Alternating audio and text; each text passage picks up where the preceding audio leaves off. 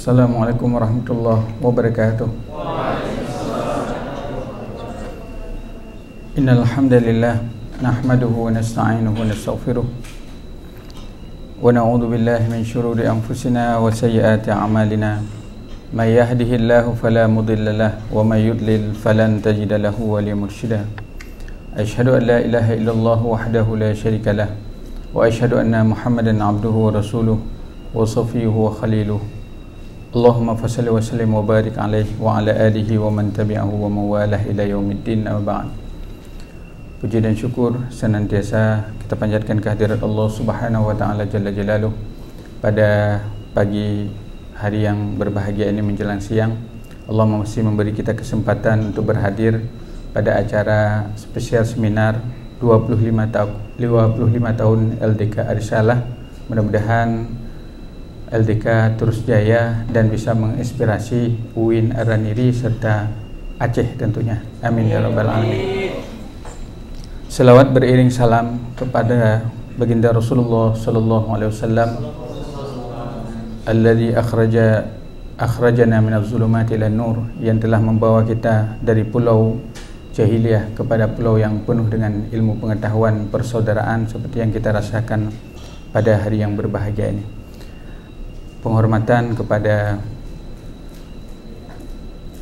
Ketua LDK Arisalah yang berhadir, Ketua Panitia, para panitia yang sudah mempersiapkan acara, kepada moderator yang mirip dengan gayanya Ustaz Adi Hidayat, sepertinya ngefans dengan Ustaz Adi Hidayat, dan penghormatan serta ketakziman kepada rekan-rekan saya, sahabat saya yang sudah Masya Allah tadi diperkenalkan. Ada Ustadz kita, guru kita Ustadz Tri Wahyudi, yang Masya Allah dengan Muslim Life beliau, aplikasi beliau ini luar biasa, dan banyak hal yang beliau sampaikan nanti. Kepada juga Ustadz kita, guru kita Ustadz Muharrir Asyari, yang sudah menyempatkan waktu di sela-sela kesibukan, karena selesai di sini kata beliau tadi mau pulang ke Abdiyah.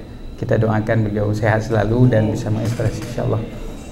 Dan terutama penghormatan dan juga semuanya lah kepada para peserta yang bersemangat, yang berhadir mungkin dari kemarin, hari ini ataupun besok, tentunya membawa spirit semangat bagaimana kita sampai pada poin 5.0 bisa membawa perubahan tentu untuk UIN dan juga kepada Aceh secara khusus Islam insyaallah. Amin ya rabbal alamin.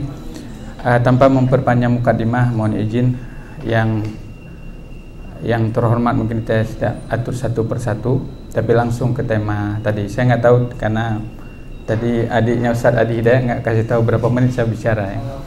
Baik, nanti kalau sudah agak kepanjangan boleh dikirim surat, boleh, atau diinterupsi, saya akan langsung ya.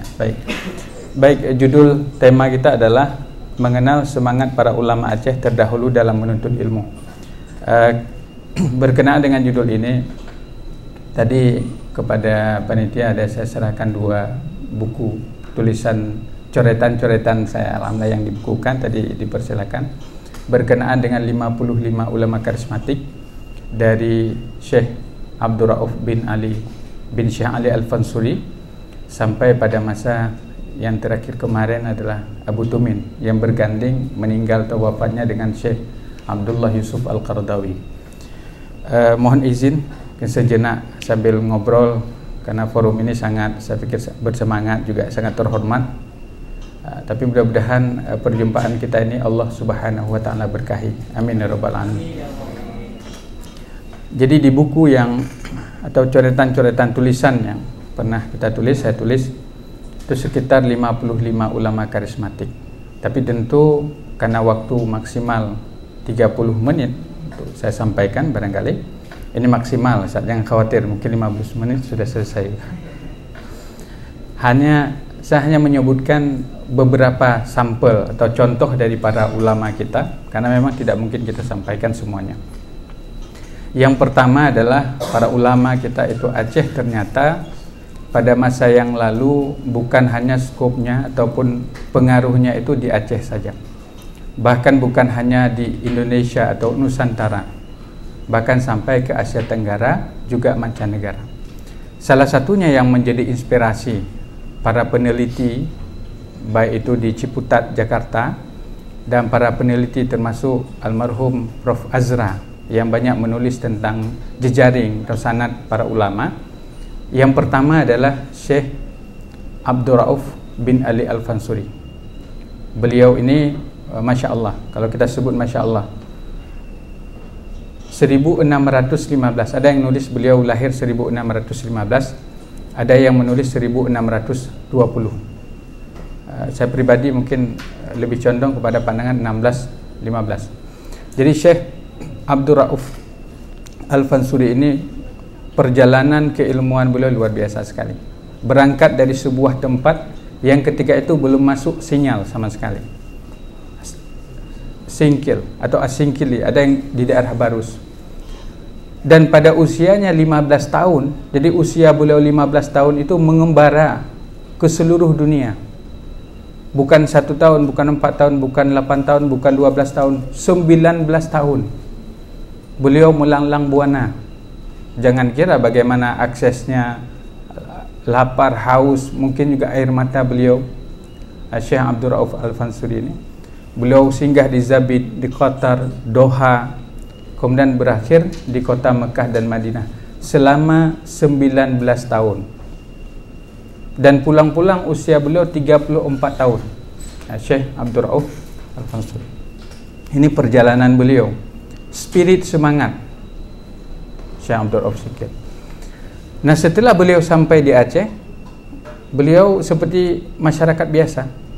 Ada yang menyebut seperti seorang pelayan, bukan pelayan, maksudnya seperti seorang nelayan, nelayan seperti biasa. Tapi karena keharuman nama beliau, akhirnya beliau lambat laun diangkat sebagai salah satu pengawal agama Aceh atau mufti kerajaan Aceh. Dan yang menarik dari sosok Syekh Abdul Rauf Singkil ini, bahwa beliau ternyata menulis sebuah magnum opus, karya besar. Dan ini menjadi tugas bagi kita untuk mencoba mempelajarinya. Bahkan karya ini pada tahun 1600, coba bayangkan, 1600-an, mungkin 1650, beliau menyusun karyanya, yaitu kitab yang bernama Tarjuman Al-Mustafid. Tarjuman Al-Mustafid, mungkin sekitar tahun, ditulis menjelang akhir usia beliau. Nanti diedit oleh salah satu murid beliau adalah Syekh Baba Daud bin Ismail bin Aga Mustafa bin Ali Al-Rumi, salah satu ulama keturunan Turki. Jadi nama kitabnya Tarjuman Al-Mustafid. Kitab tafsir pertama di Asia Tenggara. Belum ada ketika itu kitab-kitab yang lain, belum. Syekh Nawawi di 1800 sekian, Syekh Nawawi Al-Bantani. Tapi ini 1600. Bayangkan orang hidupnya di 1600, tapi pikirannya inklusif, maju sekali. Pandangan-pandangannya itu melewati gerbong zamannya. Ini Abdul Rauf Singkil. Beliau pulang ke Aceh dalam keadaan ketika itu Aceh dalam pengaruh Wujudiyah dan seterusnya, tapi beliau bisa masuk, memberikan prasaran-prasaran beliau. Jadi kitabnya Tarjuman Al-Mustafid, sekitar dicetak sekarang mungkin sekitar 311 halaman, 311 halaman lebih, dan dicetak di Beirut, dicetak di Turki, dicetak di kota Mekah, Madinah, bahkan ditashih oleh 3 ulama besar, Syekh Idris Kelantani, Syekh Ahmad Fatani, Syekh Idris Marbawi dari Malaysia, dan banyak karya-karya yang lain. Ini sekilas-sekilas sajalah, nanti mungkin kita akan perluas dalam sesi diskusi, karena ada ustaz-ustaz kita juga ini, saya khawatir berbicara lama nanti mereka juga ada hal yang ingin disampaikan, insyaallah. Yang menariknya adalah Syekh Abdul Rauf ternyata menjadi suhu. Kalau di CO Muslim Life ini suhunya, sumbunya. Jadi semua jejaring sanad di Nusantara ini dari Syekh Abdul Rauf. Kita datang umpama ke Padang, Sumatera Barat. Di Pariaman ada satu ulama nama Syekh Burhanuddin Ulakan atau Tuanku Ulakan. Beliau belajar ke Siko, maksudnya belajar ke kita, ke Aceh. Jadi menyebarkan ilmu Syekh Abdul Rauf ke Sumatera Barat. Dan kalau ke Jawa Barat, Ustaz kita ini dari Jawa Barat, Ustaz. Ustaz dari Jawa Barat enggak? Bukan. Ya? Dari Langsa, Ustaz. Oh, dari Langsa. Saya pikir tadi Ustaz Mahathir tanya, Ustaz Tri dari mana? Saya pikir Jawa Barat gitu. Dari Jakarta ya. Karena sering ke sana ya. Jadi di Jawa Barat, kalau teman-teman rekan-rekan mahasiswa ke Pamijahan Jawa Barat, itu ada seorang ulama namanya Syekh Abdul Muhyi Pamijahan, murid daripada Syekh Abdul Rauf Singkil. Bahkan kalau teman-teman ke Malaysia, ke Terengganu, ada pengarang kitab Hikam Melayu. Ini Hikam Melayu lama sebelum karangan Abuya Dr. Muhyiddin Wali. Ada satu Hikam Melayu lama karangan Tuku Pulau Manis Terengganu, murid daripada Abdul Rauf Singkil. Jadi murid Abdul Rauf Singkil ni wali-wali semua, ulama-ulama besar semua, pembawa-pembawa Islam semua. Bermuaranya dari Aceh, Abdul Rauf Singkil. Itu secara sekilas. Jadi Syekh Abdul Rauf diperkirakan lahir sekitar 1615, wafat ataupun meninggal sekitar 1697. Ini satu. Kita ambil sampel beberapa saja dari 55 ulama karismatik. Kalau dihitung semua, nanti teman-teman yang hobi membaca boleh dilihat di Facebook. Itu sudah kita post dari hitungan 19 Juni 2022 sampai sekarang. Itu ada berapa banyak ulama, ya, hampir 100 juga ya. Rekan-rekan para mahasiswa yang dimuliakan oleh Allah Subhanahu wa taala. Kemudian ulama yang lain, karena disebutkan semangat ulama Aceh terdahulu. Jadi terbukti bahwa Syekh Abdul Rauf itu luar biasa semangat dalam menuntut ilmu. Ada ulama-ulama yang lain seperti Syekh Baba Daud bin Ismail bin Aga Mustafa bin Ali Al-Rumi. Ini ulama keturunan Turki. Mungkin teman-teman kalau membaca kitab, tipis kitabnya, sekitar 26 halaman. Isinya fikih, isinya tauhid, fikih, usul fikih. Kitab Masail al-Muhtadi li Ikhwanil Mubtadi. Soal jika kita ditanya orang. Ini karangan daripada murid Syekh Abdul Rauf Singkil juga ya. Kemudian ada ulama-ulama yang lain. Saya nak sebut termasuk Syekh Nuruddin Araniri. Cuma Syekh Nuruddin Araniri ini orang Randir dari India beliau.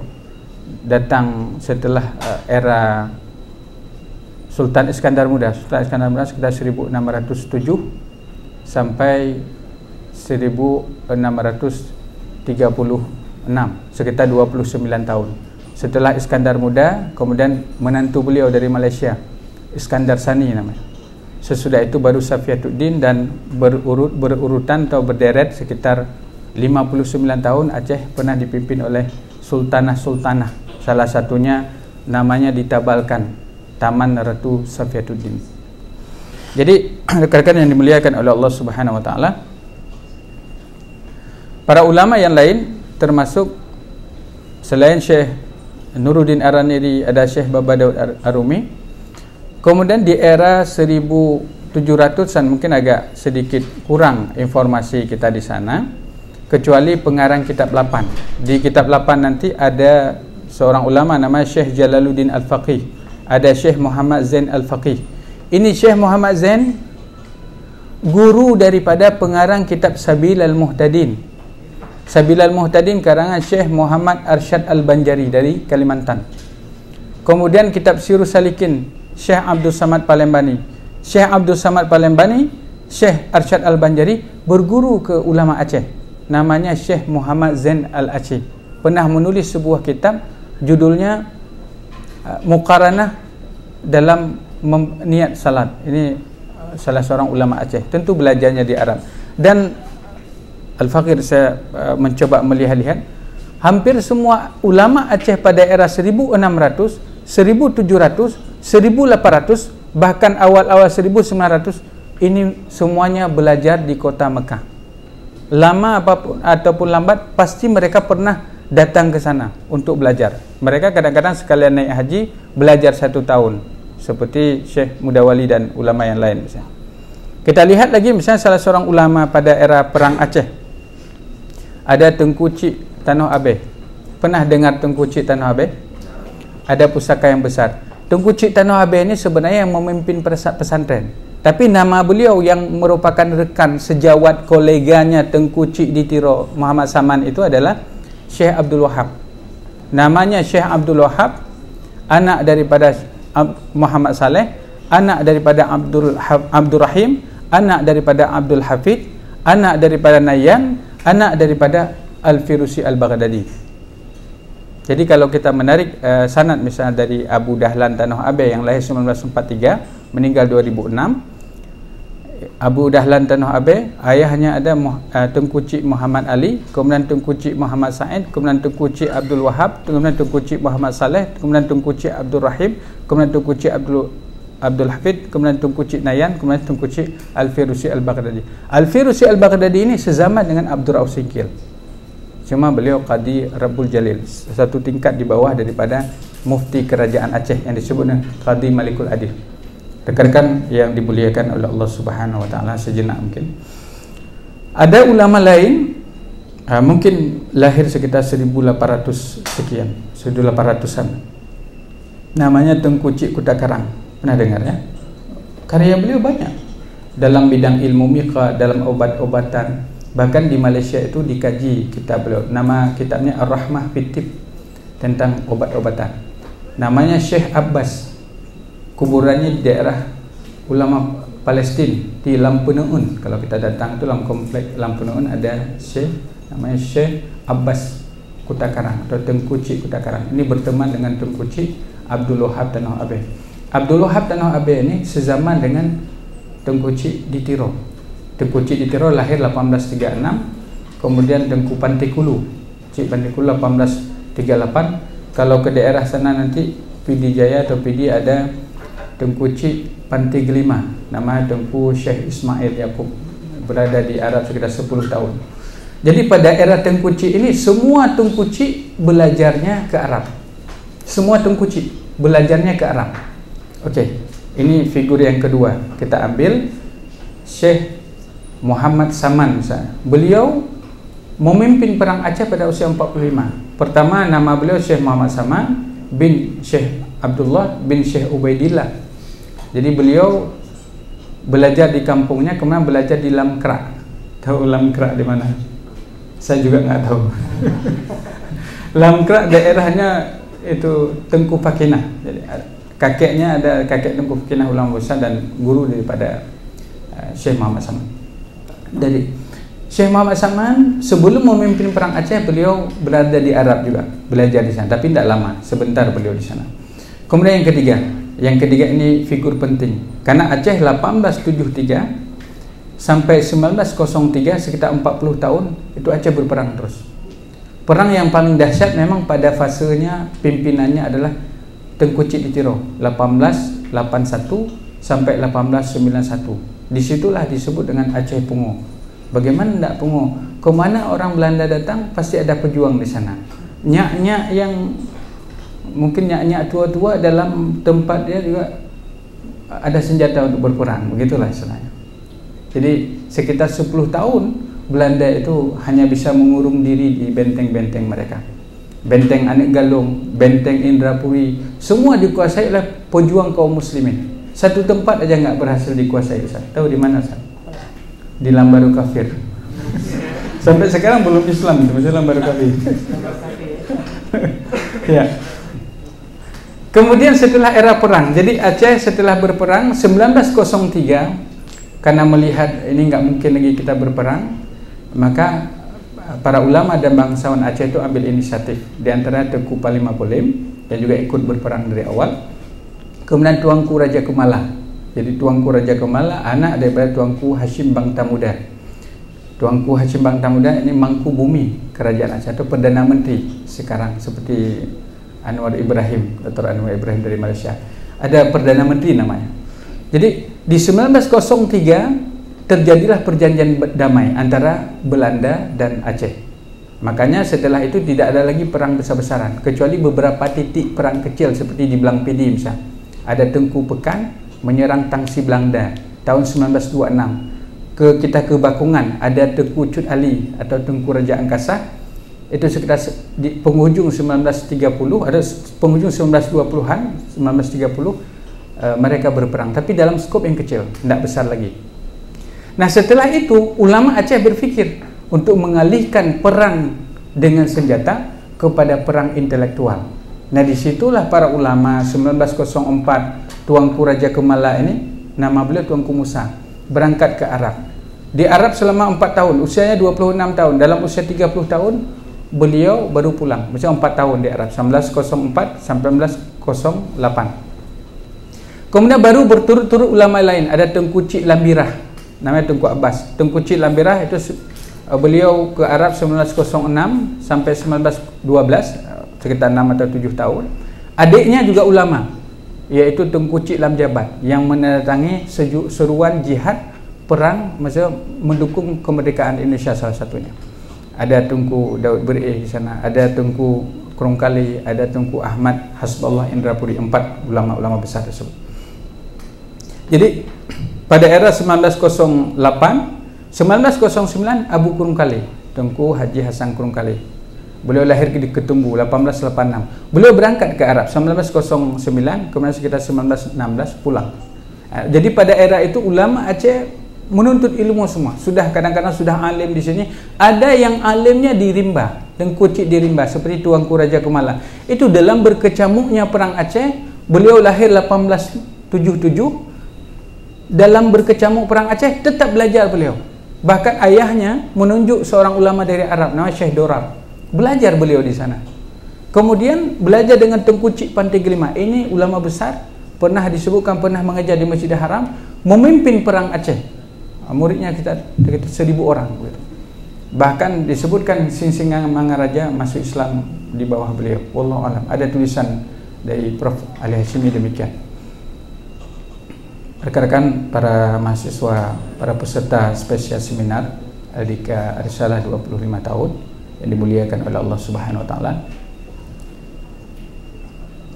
Jadi di 1912 jadi terjadi perubahan dari perang tadi di medan peperangan, sekarang berubah perangnya dengan jihad intelektual. Jadi jihad tidak selalu dimaknai perang, tak?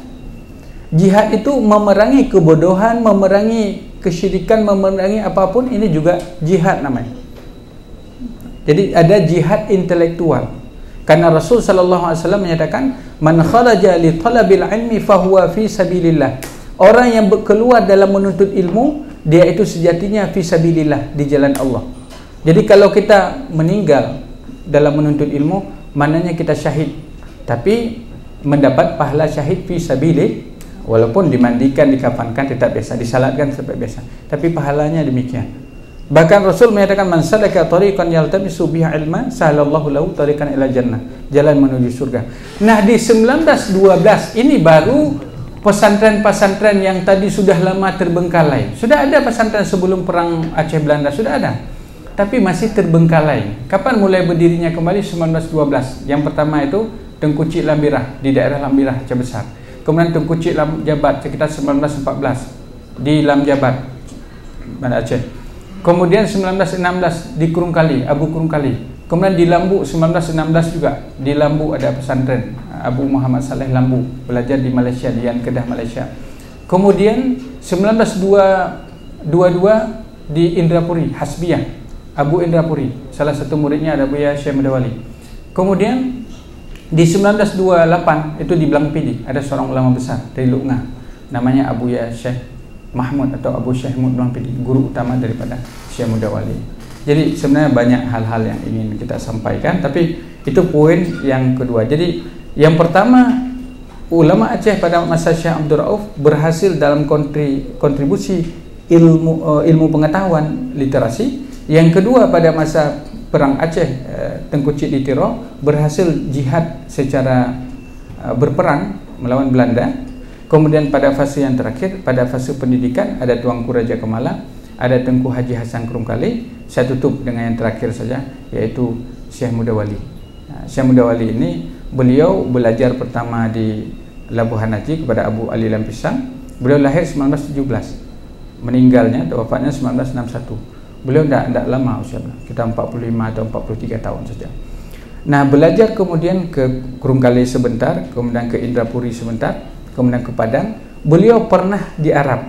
Yang menariknya, beliau sezaman ketika belajar dengan Syekh Ali bin Husain Al-Maliki, belajar kepada Syekh Ali bin sezaman dengan Syekh Muhammad Yasin Padang Al-Fadani yang digelar dengan Musnidud Dunya, karena guru Syekh Yasin Padang ini jumlahnya sekitar 700 orang, paling banyak kata-kata. Ada Syekh Muhammad Alawi Maliki, ada Syekh para ulama-ulama di Mesir itu termasuk Syekh Ali Jum'ah, itu murid daripada Yasin Padang. Sanadnya tersambung dengan Yasin Padang. Yasin Padang orang Padang, lahir di Mekah, dan beliau banyak kitab-kitabnya. Jadi Syekh Mudawali baru pulang di tahun 1941 membangun Dayah Darussalam Labuhan Haji, yang hari ini anak murid beliau itu 3 rombel aja. Rombel pertama yang datang di bawah 1950 ada Abu Yusuf Alami, Abu Imam Samsuddin, Abu Adnan Bakungan, Syekh Marhaban dan lain-lain. Yang datang di atas 1950, di bawah 1955. Termasuk di situ nanti ada Abu Lung'i, kemudian ada Abu Daud Zazami, Abu Lam Ate, ada Abu Tumin yang kemarin meninggal itu, yang meninggal kemarin. Itu 1931 beliau lahir. Abu Tumin ke Labuhan Haji 1953 sampai 1959, sekitar 6 tahun. Dan beliau mengajar di sana. Rata-rata sudah alim mereka. Baru ke Labuhan Haji. Kemudian yang terakhir 1958. Jadi murid Syekh Mudawali terakhir 1958, karena 1961 Syekh Mudawali meninggal. 1958 di sini ada Abu Syamar Fali, kalau kita ke Belangpidi itu. Ada nanti para ulama lainnya di 1958 itu ada beberapa ulama lain. Termasuk Abu Ya Jamaluddin Wali itu letting 1958, Abu Ya Imran Wali itu 1958, dan adapun Abu Aziz Samalanga, pendiri pesantren Samalanga, itu sekitar 1952 beliau sudah alim, kemudian baru ke sana juga mengambil sanad di Syekh Mudawali. Maka hampir semua sanad ulama di Aceh ini mengkerucut kepada, kalau sekarang mungkin hampir 90% dayah-dayah besar di Aceh itu pesantren lembaga pesantren itu semuanya ke Labuhan Haji. Kalau dulu ada Abu Kurung Kali dan ulama yang lain. Jadi mungkin sekitar itu sajalah sekadar pengantar awal dulu. Kalau kita di UIN bagaimana ceritanya? Sedikit saja. Tahun 1960 ada seorang ulama intelektual, pernah jadi gubernur Aceh juga, pernah jadi ketua Laka Adat Aceh, pernah menjadi ketua MPU Aceh juga, yaitu Profesor Ali Hashimi. Ali Hashimi ini belajar di Padang 1960. Ketika itu Bung Karno ke Aceh. Setelah terjadi lama konflik di ITI, dibuatlah dari Darul Harb ke Darussalam. Darussalam itu negeri yang damai. 1960 berdirilah YN Aradi, UIN Arandiri, Unsyah, Pantikulu, dan itulah sebagai untuk menyejukkan hati orang Aceh yang sudah lama berperang ketika itu. Nah, disinilah ada para ilmuwan, termasuk ketika itu yang menjadi dekan pertama Fakultas Syariah itu Profesor Dr. Tengku Hasbi Siddiqui. Kenal Hasbi Siddiqui? Profesor Hasbi Siddiqui itu lahir sekitar 1904. Salah seorang ulama besar beliau. Tulisannya banyak, dan juga beliau ini usia belajar 15 tahun, dalam usia 23 tahun sudah boleh mendirikan pesantren. Tapi beliau mungkin sedikit pemahaman beliau agak sedikit maju, masih dengan pemahaman beliau, dan beliau terakhir belajar dengan Abu Idris Tanjungan. Abu Idris Tanjungan ayah daripada Tengku Haji Abdul Hamid Tanjungan. Abdul Hamid Tanjungan ayah daripada Profesor Humam Hamid dan Farhan Hamid. Itulah, jadi tersambung-sambung sebenarnya pada dasarnya. Mudah-mudahan estafet para ulama yang sudah kembali ke hadirat Allah, kita sebut mereka dalam ayat Al-Quran, tilka ummatum qad khalas laha ma kasabat wa 'alaiha ma iktasabat. Itulah kaum yang sudah berlalu, apa yang baik kita ambil, kita contoh, kita lanjutkan. Ini yang tugas kita semua. Mungkin demikian yang dapat kita sampaikan. Saya sampaikan sekilas, nanti sesi diskusi mungkin selanjutnya, karena bagaimanapun apa yang kita ketahui ini harus tersambung nanti. Bagaimana tulisan-tulisan yang sederhana yang saya sampaikan tadi nanti dibawa dalam konteks sekarang, supaya lebih mendunia. Nanti ada aplikasi-aplikasi yang tadi kata adik Ustaz Akhi Abdan Syakura, Abdan Syakura ada ya. Karena dari hadis Nabi juga itu. Jadi afala akunu abdan syakura, afala akunu abdan syakura. Jadi bagaimana cerita-cerita ini sampai dalam aplikasi tadi, ini tujuan kita menyampaikan pesan-pesan kebaikan tersebut. Aku lupa lihat wa astaghfirullahaladzim. Saya kembalikan kepada Dinda moderator. Fadhil tafadhal.